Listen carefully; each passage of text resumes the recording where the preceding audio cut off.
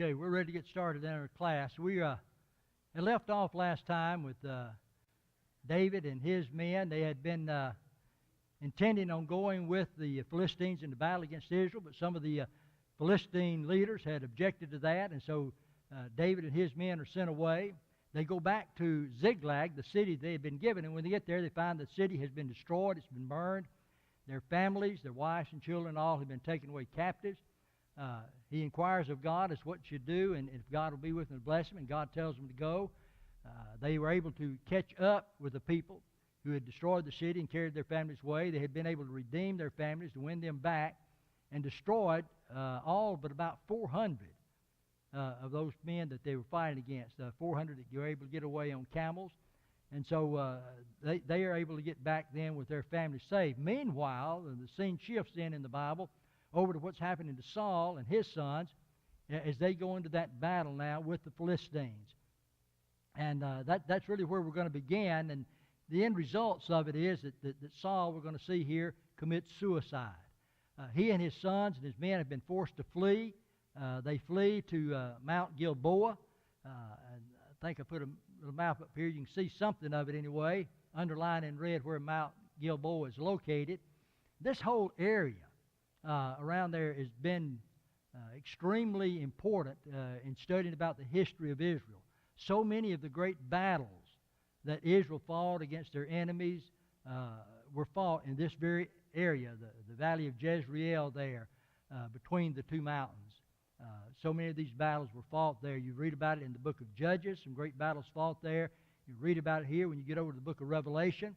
You're going to be reading about it. The Battle of Armageddon is fought there in the valley of Jezreel. And so there's a lot that's going on in Israel's history in this place. And so on this occasion, the Philistines have been victorious, and Saul and his men have fled to Mount Gilboa, and Saul and his sons are killed on that occasion. Not all of his sons, but 3 of them that were with him.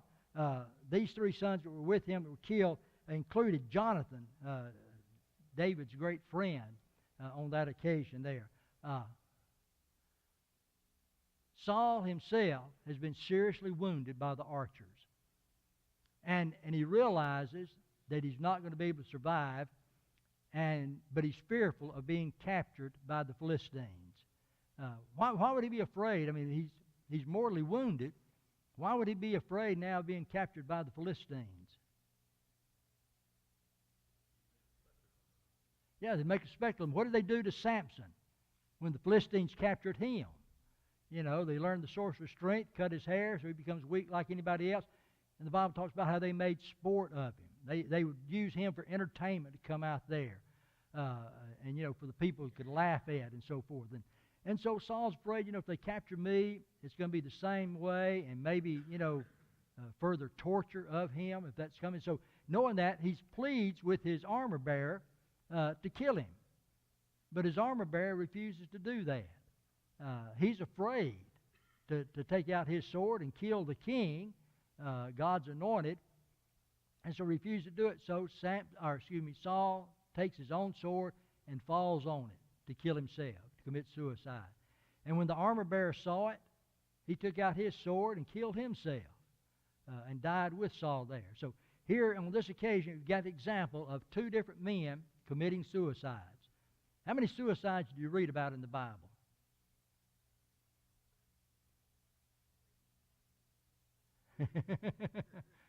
No, that's close to 3, but there's more than that. Why would you say 3?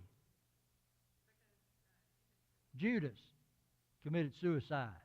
But there were 2 others that are mentioned. 2 Samuel 17:23, we'll get to this later, says, Now when Ahithophel saw that his advice was not followed, he saddled a donkey and arose and went home to his house, to his city. Then he put his household in order and hanged himself and died, and he was buried in his father's tomb. Ahithophel had been a great advisor to David, but when David's son Absalom rebelled against him and you know, he was taking over control, Ahithophel stayed with Absalom to advise him.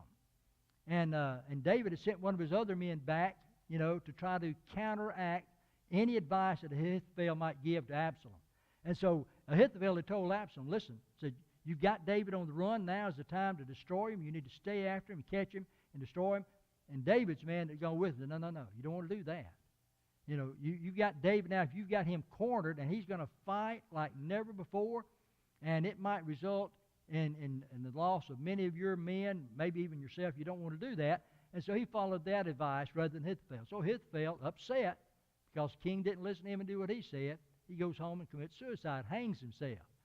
Then in 1 Kings 16:18, you have another example. It happened when Zimri saw that the city was taken, that he went into the citadel of the king's house and burned the king's house down upon himself with fire and died. Zimri, to me, it's one of the most horrible ways to die is think about in a fire, but that's the way he chooses to kill himself.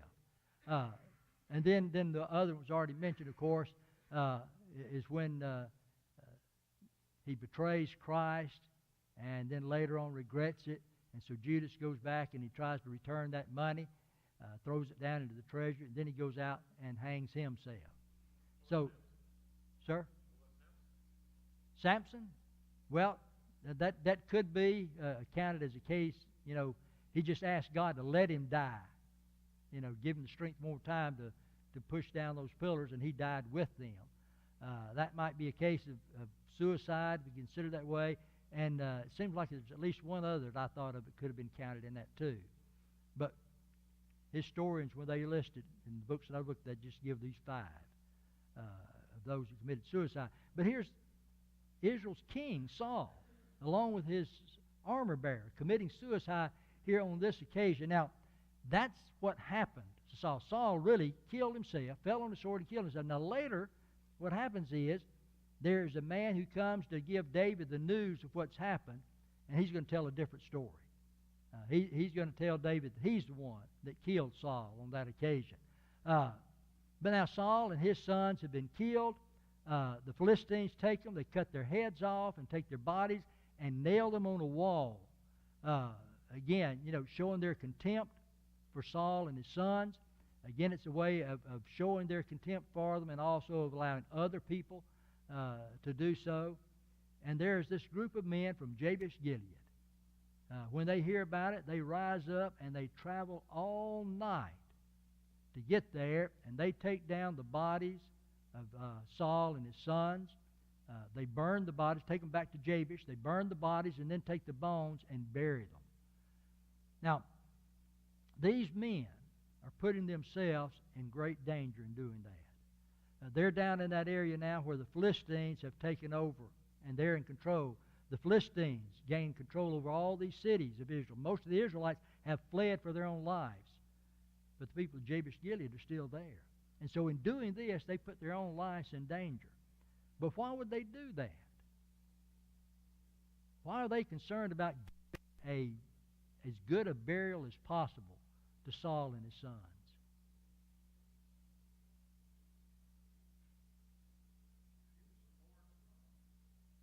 Well, yeah, he's the Lord's anointed. They would certainly want to show respect for him. But there's a special reason why. Go back to 1 Samuel chapter 11, verse 10 and 11. It says, "Therefore the men of Jabesh said, Tomorrow we will come out to you, and you may do with us whatever seems good to you." Now, we talked about this when the city of Jabesh-Gilead had been surrounded by their enemies, and the enemies told them, says, we're going to destroy you, but we'll spare your lives if you'll surrender now and allow us to gouge out the right eye of every one of you. And they said, give us 3 days, I think it was, to think about this. And so they're given that time, and they send word out to Israel. And the people of Israel, when they hear about it, they begin to weep and to moan about what's happening to these people. But they don't do anything about it until it gets to Saul. Saul has just been chosen king, but there are some people that don't want Saul to be their king, don't want to follow him. But Saul takes the initiative, and he raises up an army and goes down to Jabesh-Gilead. He tells them, I'll be there on such and such a day. And so that's why they say here, give us until tomorrow, and we'll come out to you and do whatever seems good to you. But in the meantime, what's happened is Saul and his army comes and rescues the city. And so it was on the next day that Saul put the people in 3 companies, and they came into the midst of the camp in the morning watch and killed the Ammonites until the heat of the day. And it happened that those who survived were scattered so that no two of them were left together. So he has saved the city of Jabesh-Gilead. Now that's why here, when Saul and his sons are killed and their bodies are hung out on that wall to humiliate the family and to show their contempt for them, the people of Jabesh-Gilead march all night long to get there, to take those bodies down, to burn them, to take the bones and give them a proper burial. At least to give them as good a burial as is possible in that situation. They remembered what Saul had done for them, and now they finally got an opportunity to repay Saul for his goodness toward them. And that's what they're doing here. Now later on we're going to see David is going to repay the people of Jabesh-Gilead because of what they've done for Saul and Saul's sons at that time. Now, when we get, that's the end of 1 Samuel, get into 2 Samuel, it's going to be talking about David becoming king. Becoming king not of the whole nation yet, just becoming king over Judah. The tribes of Judah and Benjamin that he'll be ruling over. But also during this time it's when David learns finally what's happened to Saul and his sons. He's been concerned. He's been in battle against those people who destroyed Ziklag and took his family and all captive. So he's not heard yet about the battle that Saul and his sons have been in against the Philistines and doesn't know what's happened to them.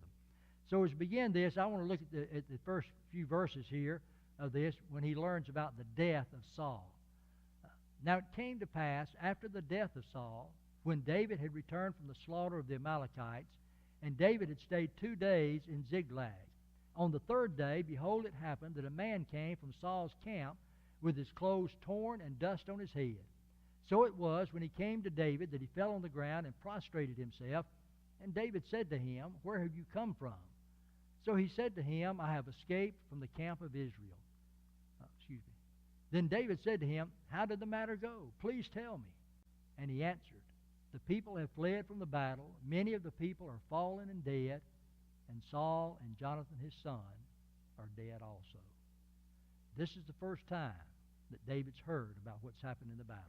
To learn that King Saul and his sons have been killed also, but especially, David is hurt by the news that Jonathan has been killed because this has been his great friend. And this man's one that brings the news. Now, in giving the news, he tells a completely different story from what we've been given in 1 Samuel. When 1 Samuel we're told that Saul has committed suicide, fallen on his own sword to keep himself from being taken by the Philistines. Now, this man that comes in, this Amalekite, says, "I was there when it happened." And he says, I happened to come upon Saul after he'd been mortally wounded, and, he's near death. And so he has begged me to take his sword and to kill him. He says when he found him, he says that Saul was leaning on a spear. But that's not true either. That's not what had been told about it. But he says that Saul has pled with him, that he might take his life from him.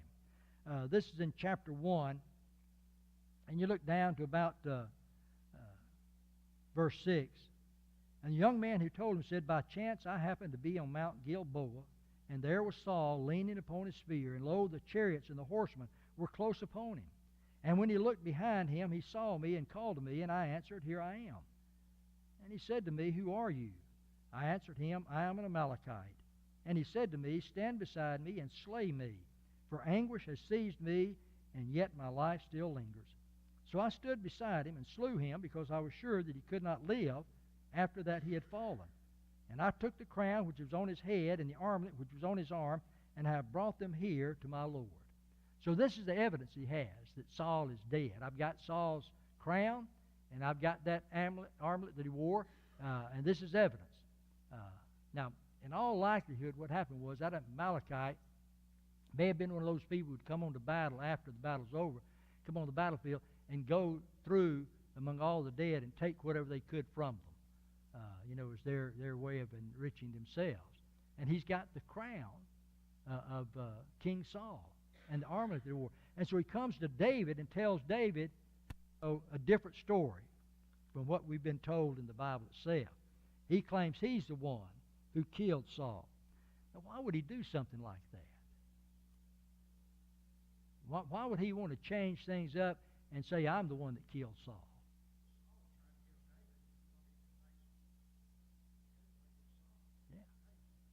Yeah, right. David has been fleeing for years now because Saul's trying to kill him. And he's probably thinking to himself, look, if I tell David I killed Saul, the one who's been trying to kill you, then Saul's going to be, or David will be thankful to me, and maybe he will reward me in some way. And maybe that's what he was thinking about. But if that's what he was thinking, he was sorely disappointed in that, because what kind of reward is he going to get from David? He's going to get death. David is going to command that this man be put to death because of what he's done. Now, I bring all that up because what I want to look about and about this, with why David did that. I believe that by example, the Bible here is implying that mercy killing is wrong. Now, we read a lot about it in the news. The idea of euthanasia, mercy killing, is gaining in popularity. There are several states who've already ruled that this was right and proper, that if a person wants to die, he can be assisted in his death. He can be, actively put to death by medical doctors if they want to do it. Now, mercy killing says if a person is in a state where he is so ill, so eaten by some disease or some injury, that really there's no way he's going to survive. He's not going to have a profitable life. And so the merciful thing to do is simply go ahead and kill him. Better to let him die with dignity. And that's usually the way they describe mercy killing, death with dignity. Let them die with dignity and not have to suffer anymore. And so, but if you look at this case here, that's, I think this Amalekite here is making a very good case for that happening here. Again, look what he said, beginning verse 9, Saul was asking him to slay me, for anguish has seized me, and my life still lingers. So I stood beside him and slew him, because I was sure that he could not live after he had fallen. There's no way that Saul's going to live. I could have taken him away from there. I could have done whatever I could medically to help him, but it wasn't going to do any good. He's going to die. And probably it's going to be a slow, suffering death that he's going to endure. And so I did the merciful thing. I killed him, as he asked me to do. Now, I believe David's actions here give us really an example of what the Bible has to say about mercy killing. And David said to the young man who told him, "Where do you come from?" And he answered, "I am the son of a sojourner, an Amalekite." David said to him, "How is it you were not afraid to put forth your hand to destroy the Lord's anointed?" Then David called one of the young men and said, "Go fall upon him." And he smote him so that he died. And David said to him, "Your blood be upon your head, for your own mouth has testified against you, saying, I have slain the Lord's anointed." Now, I believe the man was lying when he told David all of that. I don't think he really killed Saul. I think Saul killed himself. But as far as David's concerned, this man has admitted to killing Saul. And so David said, your blood be upon your own head. You've admitted yourself. You've confessed the fact that you've killed him. And it doesn't matter to David that Saul may have been in a situation where he couldn't survive. He was suffering, and probably if he's taken by the Philistines, he's going to be made to suffer even more. And you may have thought what you were doing was a merciful thing to take his life, but you had no right to do it. And as a result, you're going to forfeit your life. And so that young Amalekite is put to death for what he's done here. Again, to me, I think this is an example that the Bible gives to us that would at least imply that mercy killing is wrong. Yes, sir. Well, there's a difference. Now, we're talking here about active euthanasia. It's not, withdrawing help or keeping help from them. It's when you actively do something to kill them. Like what Dr. Kevorkian was doing. He was administering drugs to them to actually take their lives.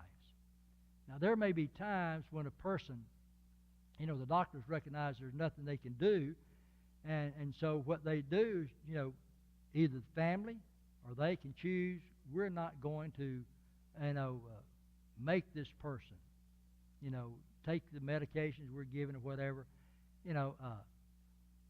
Physically, they could put a person on a heart-lung machine. They could keep the heart beating and keep their lungs being inflated and everything. But they're not really alive, I don't believe. That's the machine doing all that. Disconnect that machine and they're going to die.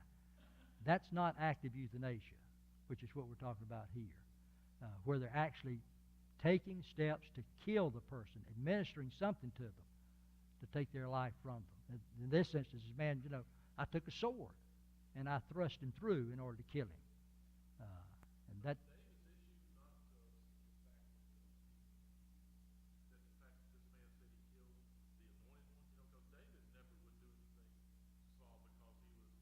The anointed one.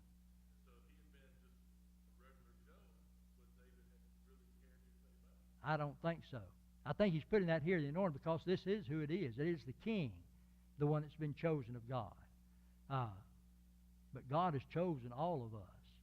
I mean, as Christians, we're chosen people. We're the chosen of God. So that would apply to every one of us as well. Okay. Here are the two verses where, the plea of Saul to him, to take my life, but my life still remains in me. And the man saying, I was sure he couldn't live after he'd fallen, so I took his life from him. And then David's response to that and having that man put to death for it. And then, after this, David gives his lamentation over the death of Saul and Jonathan. And this particular passage has been considered by many people as being, one of the most beautiful passages in all the Bible, where it expresses, the feelings of David for both Saul and Jonathan and the great love that he had for them and respect he had for them. Now, it's interesting, too,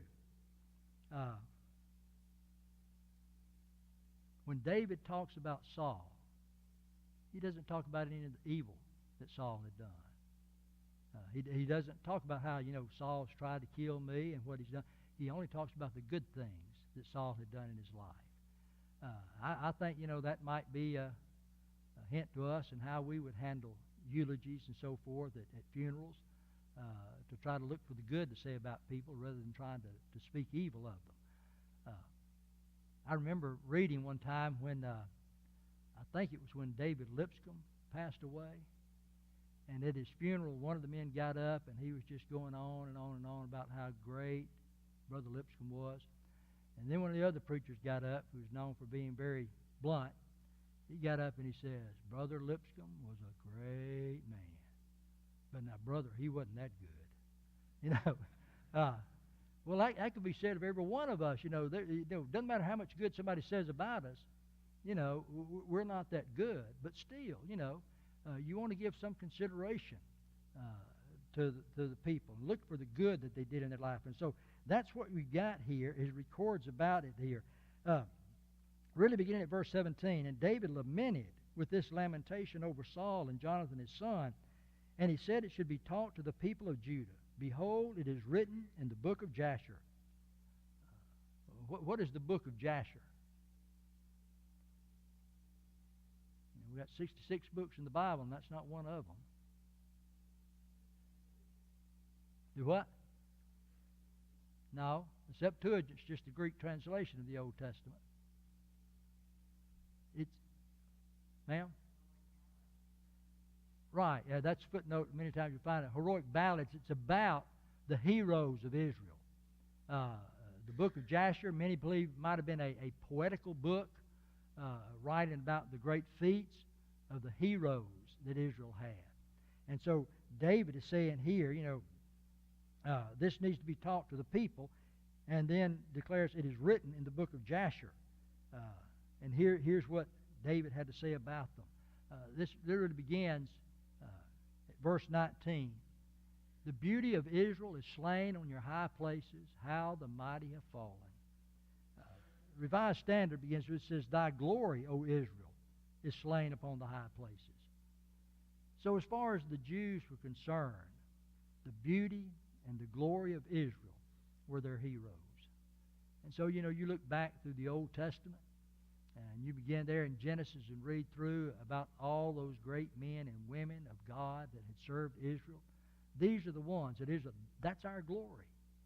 This is the beauty of Israel, are these people who their lives, led God's people, were heroes to God's people in delivering them many times in battle, but in other ways also. But now he says, thy glory, O Israel, is slain upon the high places. Saul and Jonathan, two of the heroes for the nation of Israel, have been slain. They've been killed there on Mount Gilboa, and he says there, how are the mighty fallen? Now, if you look, and you'll notice that phrase, how the mighty are fallen, it occurs three different times in the lament that he gives. It's found again in verse 25. He says, how are the mighty fallen in the midst of the battle? And then verse 27, how are the mighty fallen, and the weapons of war perished? So that becomes the main theme for his lamentation over Saul and Jonathan. How the mighty are fallen. And that terminology has been used a number of times throughout history. Various people of different nations have used that when some hero of theirs has died in battle or has passed away. That same terminology is used to them. How the mighty are fallen. And it doesn't matter how great they are, how mighty they are, the time comes when they will fall. May not be killed in battle, but death comes to every one of us, and it was certainly going to come and did come here to Saul and to his sons, and they have passed away. So that's the beginning of it. Verse 20. He says, tell it not in Gath, proclaim it not in the streets of Ashkelon, lest the daughters of the Philistines rejoice, lest the daughters of the uncircumcised triumph. Here it is. You don't want your enemies bragging and cheering over the death of your heroes. And that's the whole thing that he's talking about. When David won his great battle against Goliath, the champion of the Philistines, and destroyed him, how did the women of Israel react? They went out singing the praises of David and Saul. Saul has slain his thousands, and David has slain his 10,000. And later on, it's recorded there, when David joins himself to King Lachish there, that his men said, listen, we know about David. Do not the women of Israel sing the praises of David? And now you want him with us? They knew about it. And David knows that the Philistines are going to do the same thing. When they hear about the death of Saul and Jonathan, they're going to rejoice over that. And they're going to be singing praises to their people who've killed these two. So he says, don't tell it in Gath. That's one of the major cities. Don't let it be known there on the streets of Ashkelon. Keep that news from them. Don't let them know about the mighty of Israel that have fallen, lest they rejoice over that and mock them, lest the daughters of the uncircumcised triumph. And so he doesn't want that being spread among those people, and they're rejoicing about it. Verse 21, O mountains of Gilboa, let there be no dew, nor rain upon you, nor fields of offerings. For the shield of the mighty is cast away there, the shield of Saul not anointed with oil. Now, here he's pronouncing basically a curse upon Mount Gilboa. Why? Why curse this mountain? Because that's where the king was killed, And so let this place become a place without dew, without rain upon it, no fields of offering. And some have talked about even to this day, Mount Gilboa is kind of a desolate place. It's not like it had been. But David doesn't even want the place where Saul was killed to have any kind of respect given to it. And he makes a statement. He says, the shield of the mighty is cast away there, the shield of Saul not anointed with oil. When they would go off in a battle, now the shields that they had, many of them were made out of wood and then covered over with leather. And that leather, you know, got my jacket up there, and I've had it for a number of years, and found there's a special oil you make to put on that to keep it flexible, to keep it from drying out and cracking. And before the people would go to war back then, their shields, they would take and coat it with oil, to keep it from drying up and cracking.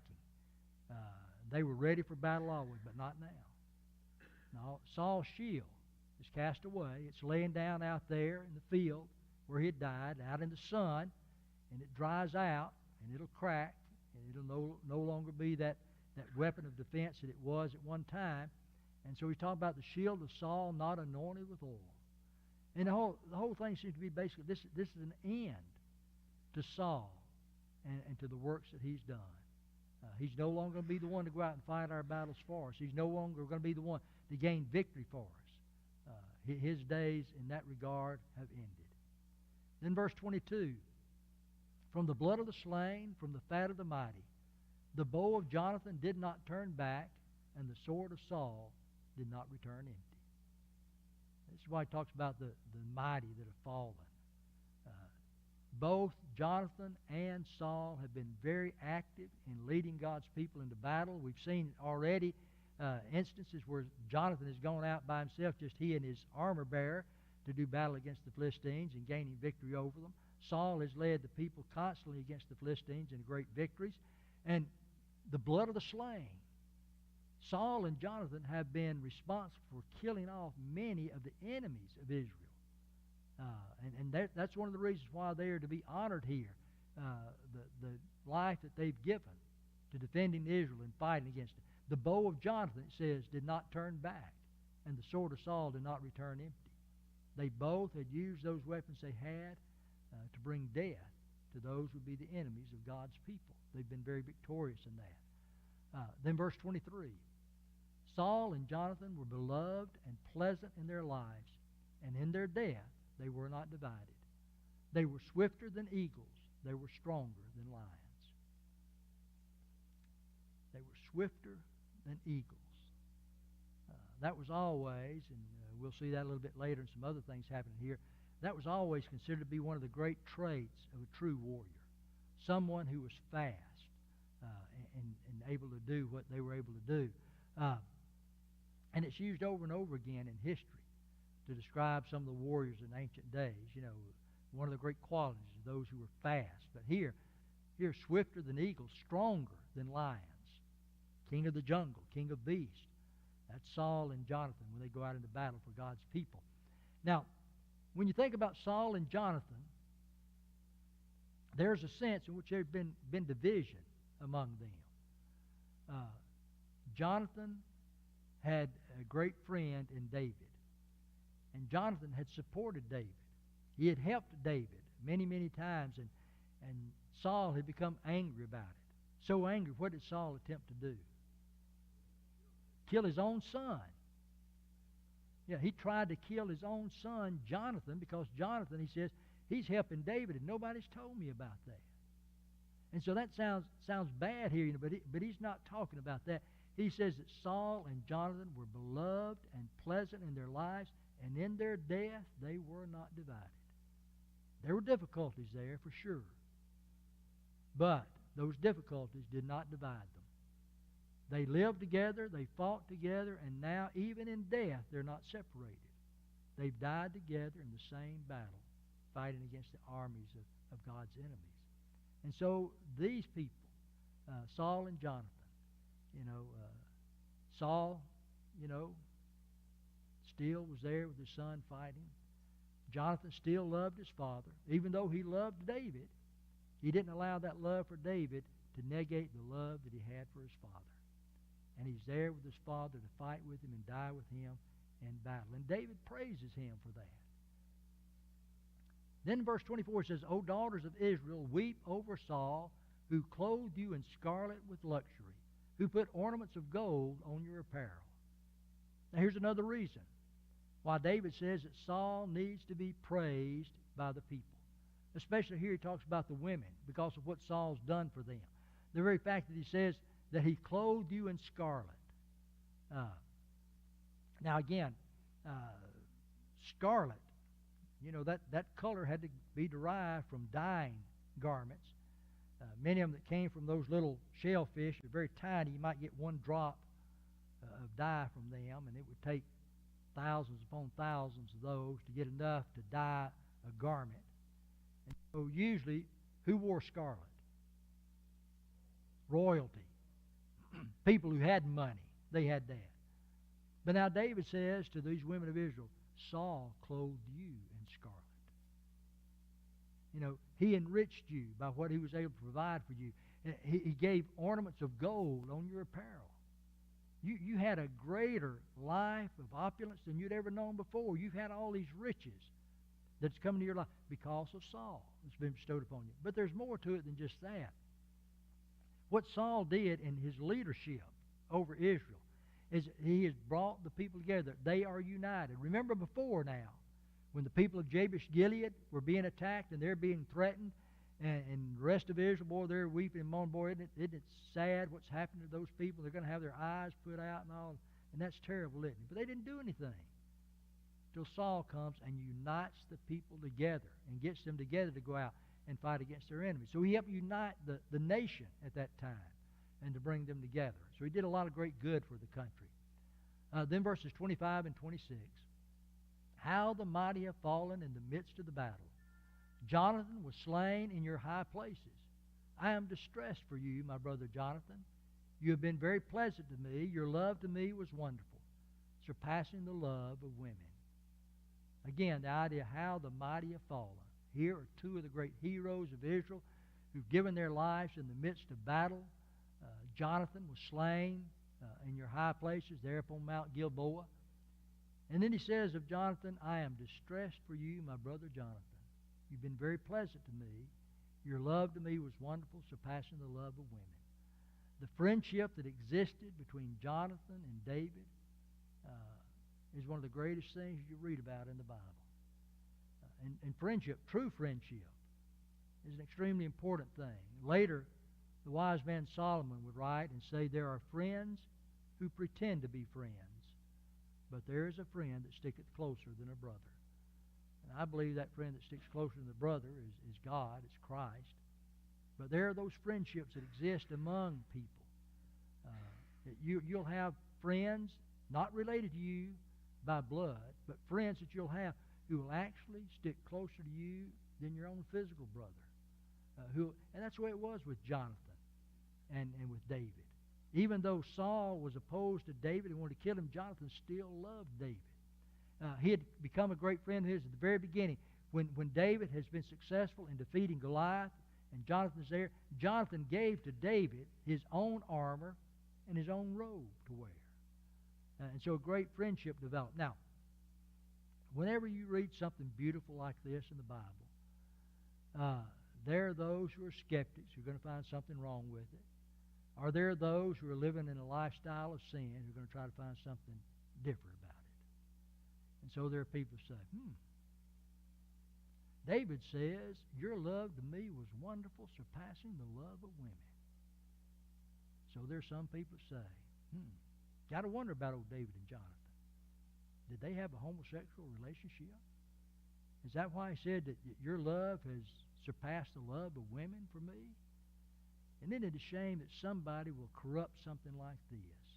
To have that kind of love for a fellow brother, that someone's going to accuse you of something like that, but yet there are some people who do that. But what he's talking about has nothing to do with sexual attraction. The word that's used there in the Septuagint, that Greek translation, and the Greeks have several different words, 4 different words for love. It uses that word agape. And that's the word that the Bible always uses to describe the love that God has for us and the kind of love we need to have for God. It's not a sexual love. It's not eros. It's agape. And that's the kind of love that existed here between David and Jonathan. David loved Jonathan. And the Bible says that his soul of Jonathan was knit to the soul of David, and he loved him as his own soul. There was that friendship bond there between them. That's what brought them together. That's what this is talking about. And then it concludes again, how the mighty have fallen, and the weapons of war perished. This is parallelism, this whole poem. And many times in Hebrew poetry, that's what it is. It's not like we would do many times. We always think of a poem that's got a rhyme. But parallelism, just where you express something in one line, and then the very next line says the same thing, but in different words. How the mighty are fallen. That's Jonathan and Saul. He's already talked about. They've died in battle. And then repeats the same thing in the next line, but different words. And the weapons of war perished. Not talking about the end of swords or spears. He's talking about the end of David and Jonathan. They were the weapons of war. They were the weapons that fought against the enemies of Israel and had been successful in destroying them, but now they're fallen. How the mighty are fallen, and the weapons of war perished. So, David, after this lament, we're going to see here in these few verses, verses 1 through 7, David is going to be anointed king. That's interesting. There are at least 3 different times in the Bible where we read about David being anointed king. When was the first time he was anointed? What? Samuel came and did it. You remember? God sent Samuel down there to the household of Jesse to anoint one of his sons. And when David is brought in, Samuel does what God told him. He anoints his head with oil, anointing him to be the king, the successor to Saul. It won't be Jonathan or any of Saul's sons, but it's going to be David who will be the king. The second time is going to be right here. When David comes back into the land there to Hebron, it's there that he's going to be anointed king over Judah. The second time he's anointed. And then the third time to be anointed, we'll read about that in 2 Chronicles, is when the country again is united. Both Israel and Judah are united under David, and he's anointed a third time, this time to be king over both Judah and Israel. And so that's how, but here he's anointed to be king over Judah. Just read this very quickly, and our time's going to be gone. It happened after this that David inquired of the Lord, saying, Shall I go up to any of the cities of Judah? And the Lord said to him, Go up. David said, Where shall I go up? And he said, To Hebron. So David went up there, and his 2 wives also, Ahinoam and the Jezreelitess, and Abigail, the widow of Nabal the Carmelite. And David brought up the men who were with him, every man with his household. So they dwelt in the cities of Hebron. Then the men of Judah came, and there they anointed David king over the house of Judah. And they told David, saying, The men of Jabesh Gilead were the ones who buried Saul. And that's where David will pick up with that next week. Then commends them and promises good to them because of what they've done. But our time's gone past that. Let's close out then with a word of prayer. Again, Father, we express our love and appreciation to Thee for times like this that we can be together to read and study from Your Word, and we pray that we'll be strengthened, encouraged, and helped by it. As we see, Father, the lives of these great men of Yours, these heroes of faith, and the way that they lived for Thee and served Thee, to acknowledge all the good that they did, Father, and to try to imitate such good in our own lives. Dismiss us in Your care and keep us safe and allow us to be back, Father, again this coming Sunday. In Jesus' name we pray.